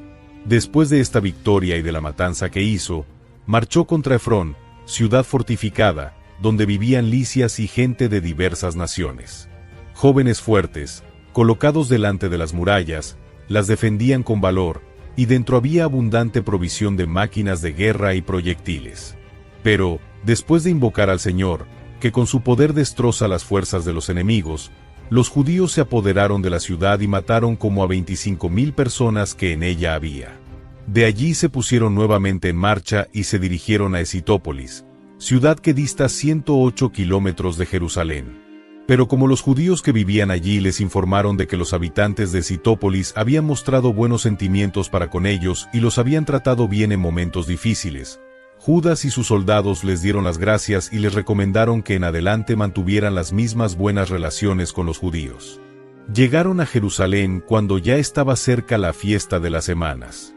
Campaña contra Gorgias. Después de esta fiesta, se pusieron en marcha contra Gorgias, jefe militar de la región de Idumea. Este se presentó al combate con 3,000 soldados de infantería y 400 de caballería. Se trabó el combate, y cayeron algunos judíos.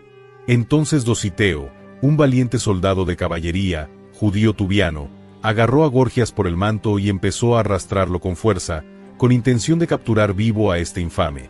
Pero un jinete de Tracia se lanzó contra Dositeo y le cortó el brazo, y así Gorgias pudo huir a la ciudad de Maresá. Los soldados de Azarías, que llevaban mucho tiempo combatiendo, estaban muy cansados. Entonces Judas suplicó al Señor que se pusiera de parte de ellos y los guiara en la batalla. Empezó a cantar himnos en su lengua materna, lanzó el grito de guerra y, cayendo de repente sobre los soldados de Gorgias, los puso en fuga. Sacrificio por los muertos. Judas reunió su ejército y se fue a la ciudad de Adulam. Al acercarse el 7º día de la semana, se purificaron según su costumbre y celebraron el sábado. Y como el tiempo urgía, los soldados de Judas fueron al día siguiente a recoger los cadáveres de los caídos en el combate, para enterrarlos junto a sus parientes en los sepulcros familiares. Pero debajo de la ropa de todos los muertos se encontraron objetos consagrados a los ídolos de Jabnia, cosas que la ley no permite que tengan los judíos. Esto puso en claro a todos la causa de su muerte. Todos alabaron al Señor, justo juez, que descubre las cosas ocultas, e hicieron una oración para pedir a Dios que perdonara por completo el pecado que habían cometido. El valiente Judas recomendó entonces a todos que se conservaran limpios de pecado, ya que habían visto con sus propios ojos lo sucedido a aquellos que habían caído a causa de su pecado. Después recogió unas 2000 monedas de plata y las envió a Jerusalén, para que se ofreciera un sacrificio por el pecado. Hizo una acción noble y justa, con miras a la resurrección. Si él no hubiera creído en la resurrección de los soldados muertos, hubiera sido innecesario e inútil orar por ellos. Pero, como tenía en cuenta que a los que morían piadosamente los aguardaba una gran recompensa, su intención era santa y piadosa. Por esto hizo ofrecer ese sacrificio por los muertos, para que Dios les perdonara su pecado. Muerte de Menelao. Capítulo 13.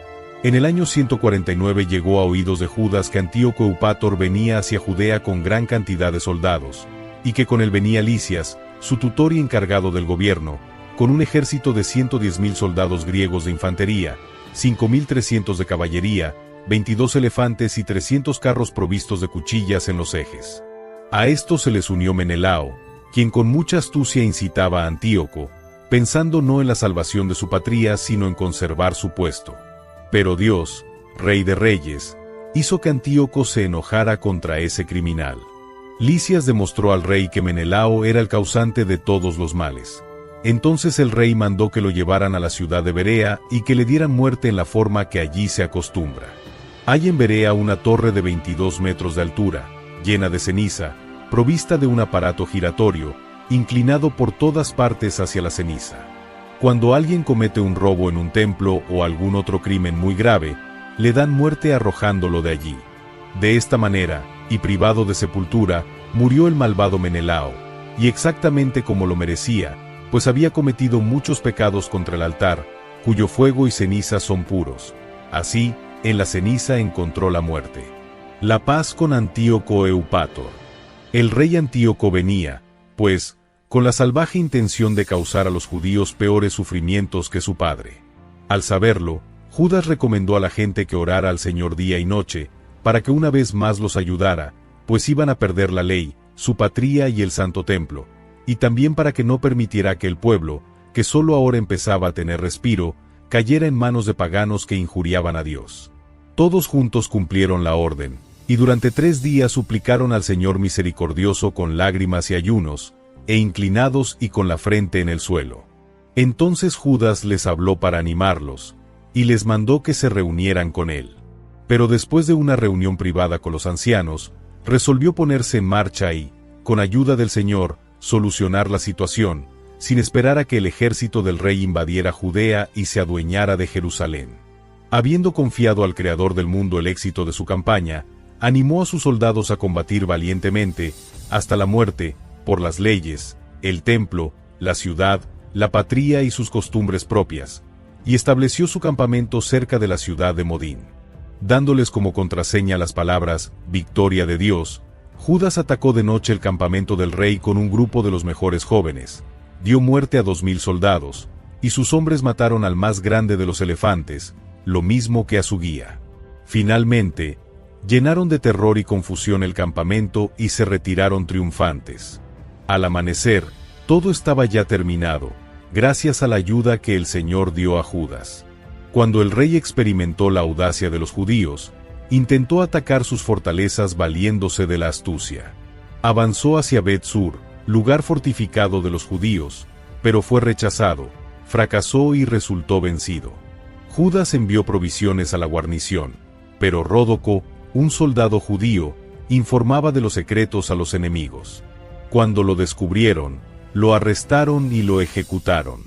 Por segunda vez el rey entró en conversaciones con los de Bet-Sur, hicieron un tratado, en el que mutuamente se daban garantías, y él se retiró. Entonces atacó a Judas y a sus soldados, pero fue derrotado. En este momento se enteró de que Filipo, que había quedado a cargo del gobierno, se había rebelado en Antioquía. Asustado, el rey llamó a los judíos, aceptó un acuerdo con ellos y juró respetar las condiciones justas. Después de esta reconciliación, ofreció un sacrificio, rindió honores al templo y se mostró generoso con el santuario. Recibió bien a Macabeo, dejó a Hegemónidas como jefe militar de la región, desde Tolemaida hasta Gerra, y se fue después a Tolemaida. Pero los habitantes de esta ciudad, que no estaban contentos con el tratado, se indignaron y quisieron anular el convenio. Entonces Lisias subió a la tribuna, defendió el convenio lo mejor que pudo y los convenció, calmándolos y dejándolos bien dispuestos, después de lo cual regresó a Antioquía. Así terminó el ataque del rey y su retirada. Pacto entre Judas y Nicanor. Capítulo 14. Pasados 3 años, Judas y su gente se enteraron de que Demetrio, hijo de Seleuco, había desembarcado en el puerto de Trípoli con un poderoso ejército y una flota, y que, después de hacer matar a Antíoco y a Lisias, su tutor, se había apoderado del país. Un cierto Alcimo, que anteriormente había sido sumo sacerdote, pero que en lugar de evitar el contacto con los paganos había voluntariamente incurrido en impurezas, comprendiendo que de ningún modo podía salvarse ni volver a oficiar en el sagrado altar, se entrevistó con el rey Demetrio hacia el año 151. Le regaló una corona de oro, una palma y, además, los ramos de olivo que era costumbre que el templo ofreciera, y por el momento no dijo palabra. Pero encontró una ocasión propicia para sus insensatos propósitos. Demetrio lo llamó a una reunión de sus consejeros, y le preguntó sobre las disposiciones y planes de los judíos.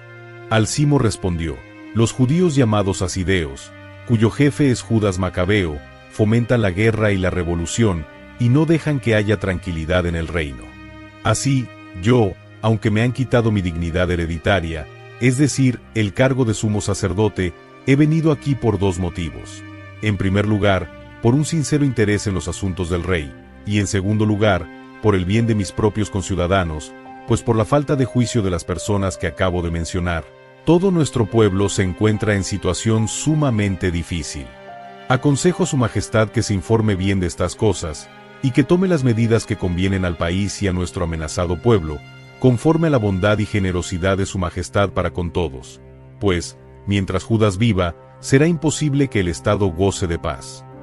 Cuando Alcimo terminó de hablar, los otros amigos del rey, que veían con malos ojos a Judas, se apresuraron a excitar aún más a Demetrio. Este eligió inmediatamente a Nicanor, capitán del escuadrón de elefantes, lo nombró jefe militar de Judea y lo envió con la orden de matar a Judas y de dispersar a los que estaban con él y restablecer a Alcimo como sumo sacerdote del más grande de los templos. Los paganos de Judea que habían huido por miedo a Judas, se reunieron en masa alrededor de Nicanor, pensando que sacarían provecho de la derrota y el desastre de los judíos. Al recibir noticias de la llegada de Nicanor y del ataque de los paganos, los judíos esparcieron polvo sobre sus cabezas y oraron a Dios, que había establecido a su pueblo para siempre y que sin cesar se había preocupado de su heredad manifestándose gloriosamente. Cuando su jefe les dio la orden, se pusieron en marcha desde el lugar donde se encontraban, y trabaron combate con los enemigos en el pueblo de Adasa. Simón, hermano de Judas, estaba combatiendo contra Nicanor, pero a causa de la repentina llegada de los enemigos tuvo un pequeño fracaso. Sin embargo, Nicanor, al conocer el valor de Judas y sus compañeros, y su ánimo cuando luchaban por la patria, decidió no acudir a las armas para solucionar sus diferencias. Así pues, envió a Posidonio, a Teodoto y a Matatías para proponer la paz a los judíos. Después de estudiar detenidamente las condiciones, Judas las comunicó al ejército, que se mostró conforme y dio su aprobación al tratado de paz. Fijaron un día para que los jefes se reunieran en privado. De cada ejército se adelantó un carro, y se colocaron asientos de honor. Judas había colocado en sitios estratégicos gente armada y preparada, por temor a que de pronto los enemigos les hicieran alguna mala jugada. En la entrevista, los jefes llegaron a un acuerdo. Nicanor se quedó algún tiempo en Jerusalén y se portó correctamente. Incluso despidió a los soldados que se habían reunido alrededor de él. Siempre tenía cerca a Judas, pues sentía una gran estima por él. Le recomendó que se casara y tuviera hijos. Y Judas se casó y disfrutó de la vida en paz. Se reanudan las hostilidades. Pero Alcimo, al ver las buenas relaciones que había entre Nicanor y Judas, y habiendo conseguido una copia del tratado, fue a buscar a Demetrio y le dijo que Nicanor seguía una política contraria a los intereses del Estado, pues había nombrado sucesor suyo a Judas, que era enemigo del reino. El rey se enfureció, e incitado por las calumnias de ese gran malvado, le escribió una carta a Nicanor, en la que le decía que no podía aceptar lo pactado y le ordenaba poner preso inmediatamente a Macabeo y enviarlo a Antioquía. Al recibir la carta, Nicanor se contrarió mucho, pues no quería faltar al pacto, ya que Judas no había hecho nada malo. Pero, como no podía oponerse al rey, valiéndose de la astucia buscaba una ocasión propicia para cumplir la orden. Sin embargo, al darse cuenta Macabeo de que Nicanor se portaba duramente con él y que su trato se hacía cada vez menos amistoso, y sospechando que esa dureza no hacía esperar nada bueno, reunió un buen número de partidarios suyos y se escondió de Nicanor. Al darse cuenta Nicanor de que Judas le había ganado limpiamente la partida, se presentó en el sublime y santo templo a la hora en que los sacerdotes ofrecían los sacrificios regulares, y les ordenó que le entregaran a Judas. Ellos aseguraron con juramento que no sabían dónde estaba el hombre que Nicanor buscaba. Entonces éste, extendiendo su mano derecha hacia el templo, juró diciendo: «Si ustedes no me entregan a Judas prisionero, arrasaré este templo de Dios y destruiré el altar, y en su lugar levantaré un grandioso templo al dios Bacó». Dichas estas palabras, se retiró. Los sacerdotes, levantando las manos al cielo, empezaron a suplicar de esta manera a Dios, que siempre había protegido a nuestro pueblo: «Tú, Señor, que no tienes necesidad de nada, has escogido este templo como tu lugar de residencia en medio de nosotros. Ahora, Señor Santísimo, guarda siempre libre de profanación este santuario, que hace poco fue purificado». Muerte de Rasís. Entonces denunciaron ante Nicanor a uno de los ancianos de Jerusalén, llamado Rasís, hombre muy preocupado por el bien de sus conciudadanos, que gozaba de excelente fama y que, a causa de su generosidad para con ellos, era llamado Padre de los Judíos. Anteriormente, en tiempos de la rebelión, ya había sido acusado de defender la causa judía, y él, con toda firmeza, había expuesto su cuerpo y su vida por esa causa. Nicanor, para hacer patente la hostilidad que sentía hacia los judíos, envió más de 500 soldados para apresar a Rasís, pues pensaba que arrestar a este hombre sería un duro golpe para los judíos. Las tropas estaban ya a punto de tomar la torre donde se encontraba Rasís, y trataban de forzar la puerta de fuera, habiendo recibido órdenes de prender fuego y quemar las puertas, cuando Rasís, acosado por todas partes, volvió su espada contra sí mismo, prefiriendo morir noblemente antes que caer en manos de aquellos criminales y sufrir injurias indignamente. Pero, con la prisa de la lucha, falló el golpe. Entonces, cuando las tropas ya entraban por las puertas, corrió animosamente hacia lo alto de la muralla, y valientemente se lanzó sobre la tropa. Rápidamente los soldados se retiraron a cierta distancia, y él cayó en el espacio libre. Todavía respirando, lleno de ardor a pesar de estar gravemente herido, se levantó bañado en sangre, pasó corriendo por entre la tropa, se colocó sobre una alta roca y, casi completamente desangrado, se arrancó las entrañas y, tomándolas con las dos manos, las arrojó sobre la tropa, pidiendo al Señor de la vida que algún día se las devolviera. De este modo murió. Derrota y muerte de Nicanor. Capítulo 15. Cuando Nicanor supo que Judas y su gente estaban en la región de Samaria, decidió atacarlos sin correr ningún riesgo, aprovechando el sábado. Los judíos que habían sido obligados a la fuerza a ir con él, le dijeron: «No los mate usted de una manera tan salvaje y bárbara. Respete el día que Dios, que todo lo ve, honró de manera especial y consagró». Pero aquel desalmado preguntó si había en el cielo un Señor que hubiera mandado celebrar el día sábado. Ellos le respondieron: «El Señor viviente, que tiene poder en el cielo, es quien nos ha mandado celebrar el séptimo día». Entonces replicó Nicanor: «Pues yo tengo poder en la tierra, y ordeno tomar las armas y obedecer al rey». Sin embargo, no pudo llevar a cabo su perverso deseo. Nicanor, en su orgullo y arrogancia, pensaba levantar un monumento público con las cosas que iba a quitar a las tropas de Judas. Pero Macabeo no dejaba de confiar, lleno de esperanza, en que el Señor les ayudaría, y animaba a sus compañeros a no temer el ataque de los paganos, sino que, recordando el auxilio que ya habían recibido de Dios, esperaran que también ahora el Señor Todopoderoso les daría la victoria. Les dio ánimo con las palabras de la ley y los profetas, les trajo a la memoria los combates que habían sostenido, y los dejó aún más animosos. Después de infundirles valor de esta manera, les dio instrucciones y les hizo ver la mala fe de los paganos y su incumplimiento de los juramentos. Así armó a todos más con el ardor de su elocuencia que con la seguridad de los escudos y las lanzas. Les contó además una visión digna de crédito que había tenido en sueños, la cual alegró a todos. La visión era esta: el antiguo sumo sacerdote Onías, hombre bueno y excelente, de presencia modesta y carácter amable, de trato digno y dado desde su niñez a la práctica de la virtud, estaba con las manos extendidas, orando por todo el pueblo judío. Enseguida apareció otro hombre, que se distinguía por sus cabellos blancos y su dignidad. La majestad que lo rodeaba claramente indicaba que se trataba de un personaje de la más alta autoridad. Onías tomó la palabra, y dijo: «Este es Jeremías, el profeta de Dios, el amigo de sus hermanos, que ora mucho por el pueblo y por la ciudad santa». Jeremías extendió la mano derecha, le dio a Judas una espada de oro y le dijo: «Toma esta espada santa, que Dios te da, con ella destrozarás a los enemigos».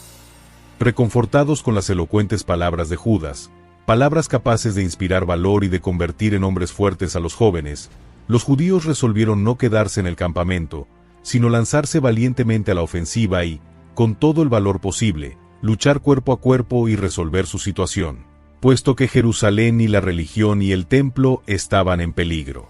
El temor por sus mujeres y sus hijos, por sus hermanos y parientes, era poca cosa comparado con el que sentían por el templo recién purificado. La angustia de los que quedaban en la ciudad no era menor, con la preocupación por el combate que iba a librarse a campo abierto. Todos esperaban el desenlace de la acción. Los enemigos ya habían concentrado sus fuerzas. El ejército estaba dispuesto en orden de batalla, los elefantes colocados en posición estratégica y la caballería situada en las alas.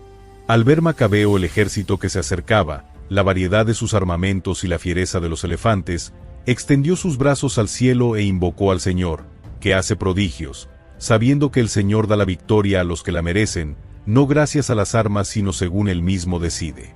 Invocó al Señor de este modo: «Tú, Señor, en tiempos de Ezequías, rey de Judá, enviaste un ángel y aniquilaste a 185,000 hombres del campamento de Sennacherib. Ahora también, Señor de los cielos, envía a tu ángel bueno delante de nosotros, para que siembre el miedo y el terror. Hiere con el poder de tu brazo a estos paganos que te injurian, y que atacan a tu pueblo santo». Así terminó. Los soldados de Nicanor marcharon al son de trompetas y cantos de guerra. Los de Judá se lanzaron al combate con súplicas y oraciones, y luchando con sus manos e invocando a Dios en sus corazones, dejaron tendidos a no menos de 35,000 enemigos, y quedaron muy contentos por esta intervención de Dios. Terminado el combate, al retirarse llenos de alegría, descubrieron a Nicanor, con su armadura, muerto en la batalla. Entonces, en medio de gritos y aclamaciones, alabaron al Señor en su lengua materna. Y Judas, que se había entregado todo entero, en cuerpo y alma, a luchar en primera fila por sus conciudadanos, sin perder el afecto que desde joven había sentido por su pueblo, ordenó que le cortaran la cabeza a Nicanor y el brazo derecho, y que los llevaran a Jerusalén. Judas mismo fue a Jerusalén, y después de reunir a sus conciudadanos y a los sacerdotes, se colocó delante del altar, mandó llamar a los que estaban en la ciudadela y les mostró la cabeza del impío Nicanor y el brazo que él, insultando a Dios, había dirigido lleno de arrogancia contra el santo templo del Todopoderoso. Después le cortó la lengua al impío Nicanor, y ordenó que la hicieran pedazos y se la dieran a las aves de rapiña, y que colocaran el brazo delante del templo, en pago de su locura. Todos, entonces, mirando hacia el cielo y alabando al Señor, que se había hecho presente, dijeron: «Alabado sea el Señor, que ha conservado puro su templo».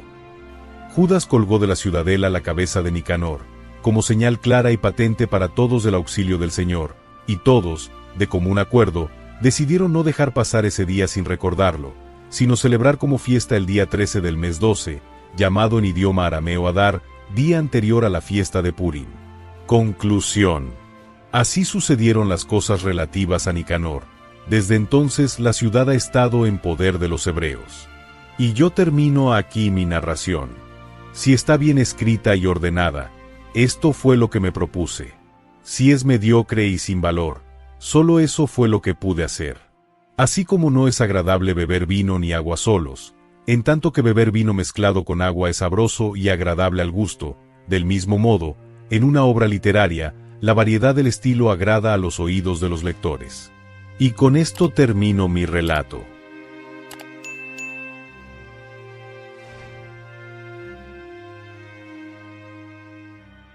If you're a landlord, you know managing rentals on pen and paper can be a major headache. That's why there's RentRedi. RentRedi is a smarter, simpler way to collect rent automatically, screen tenants, track expenses, and keep up with tenants all in one place, so you can make time for what matters most. Try RentRedi today, risk-free, starting at just $5 a month at rentredi.com. That's RENTREDI.com. This episode is brought to you by Greenlight. Get this. Adults with financial literacy skills have 82% more wealth than those who don't. From swimming lessons to piano classes, us parents invest in so many things to enrich our kids' lives. But are we investing in their future financial success? With Greenlight, you can teach your kids financial literacy skills like earning, saving, and investing. And this investment costs less than that after-school treat. Start prioritizing their financial education and future today with a risk-free trial at greenlight.com/Spotify. Greenlight.com/Spotify.